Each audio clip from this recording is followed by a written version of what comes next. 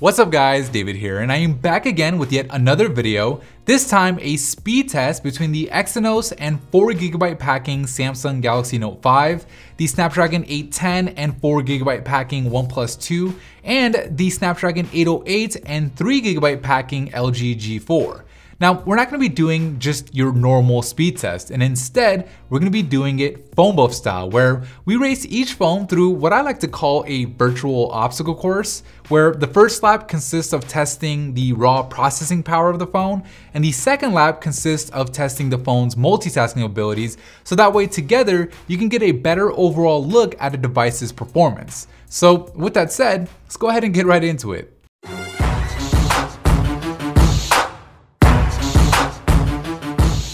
Alright, we'll go ahead and kick this thing off by starting the stopwatches on all three phones and going straight into the first row of system apps, where the Note 5 takes an early lead over the pack, with the G4 right behind it and the OnePlus One falling to third. As all three phones are working on Temple Run 2, it's worth noting that both the G4 and the Note 5 have much higher resolution displays than the OnePlus Two, which theoretically should make things like running games less taxing on the OnePlus Two. But as you can see, it didn't seem to make any difference, with the Note 5 already finishing Photoshop Mix, and with its Exynos processor just blowing through this video transcoding section, actually faster than any phone I've ever seen do it before. The G4 is transcoding this same video file at a much slower rate, but looks to be running at about the same rate as the OnePlus Two, so it doesn't look like there's much of a difference between the Snapdragon 808 on the G4 and the underclocked Snapdragon 810 on the OnePlus Two. With that huge lead it created for itself during the video transcoding, the Note 5 is now working on the last leg of this first lap and loading the full AT&T website,